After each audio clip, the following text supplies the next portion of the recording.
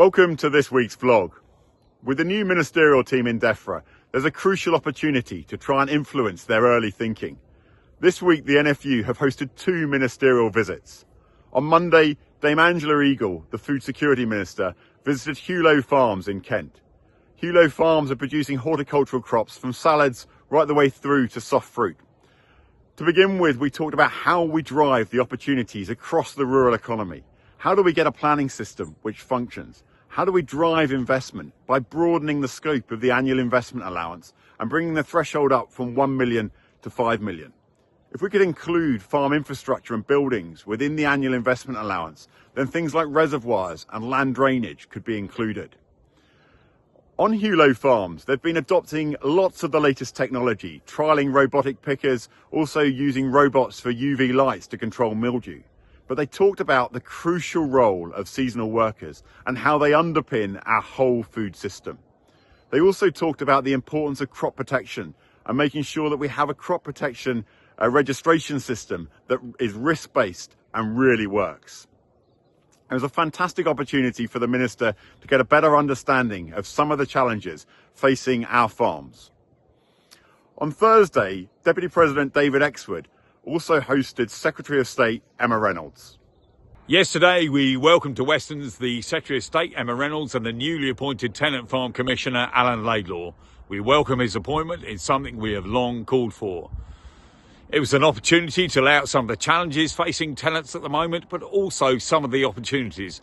And we think that the Commissioner, by being independent and impartial, by being respected by both sides, he can really help promote collaborative relationships between landlords and tenants.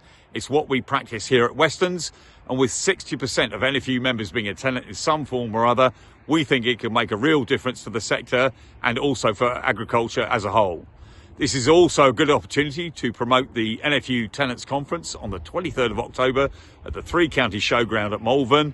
Alan will be there. It's a great chance to come along and ask questions of him, the Commissioner, about how it will work and how he can make a difference. And we have some other great speakers. Please book your tickets now. I look forward to seeing you there.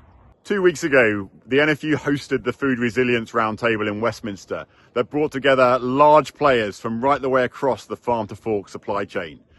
Dame Angela Eagle attended in her second day in the role, and this week, 27 of those businesses have followed up to the Minister with united calls for action. First of all, we need clear targets set within the food strategy, sector by sector. At the moment, we have the legislated environmental targets, but we have no clear targets for domestic production. To unlock the production opportunities, we need a planning system that functions, we need changes to the annual investment allowance, as already described, and we need a skilled workforce that also recognises the crucial role of seasonal workers. We need reform to the apprenticeship levy within that, which at the moment is seen as a quasi-tax. To have the support of those 27 businesses from right the way across the supply chain, and that united voice can hopefully have a real impact right the way across Whitehall. I'm now going to hand over to Rachel, who's going to update you on her work on water. I and members of the water team met with ADA this week. Innes Thompson, Robert Caldwell and the new Deputy Chair, Michael Sly.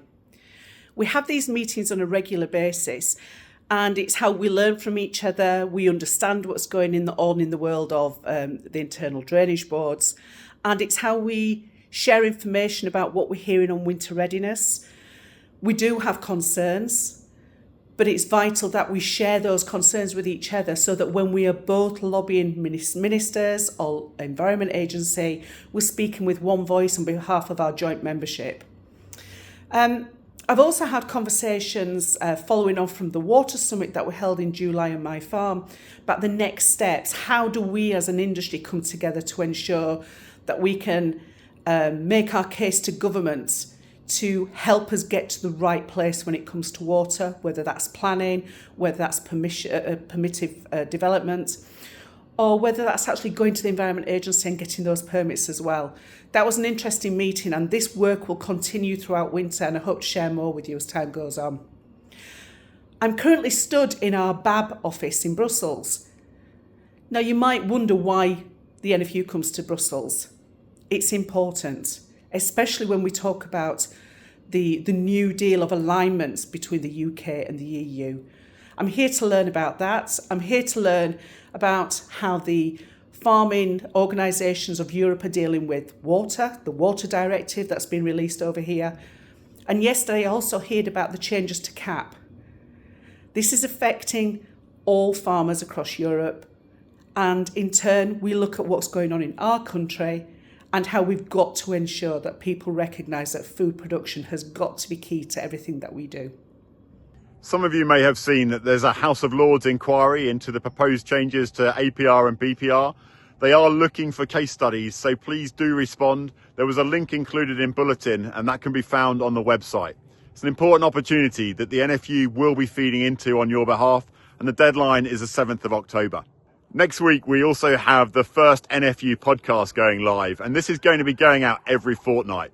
It's been quite a long while in the making to make sure that we try and target what is required and what you've been telling us you want, down to earth stories from the farm, but also some inspiration. Hopefully we'll be able to bring that all together, but your feedback on those early episodes is really welcome to make sure we tailor it to what is required. Now, you can probably see behind me that here in Essex, things are still pretty dry. We are starting drilling today, but the moisture in the seabeds is pretty marginal. But I know the weather across the country has been very, very variable, and some of you are now nearly too wet. I look forward to catching up with you next week.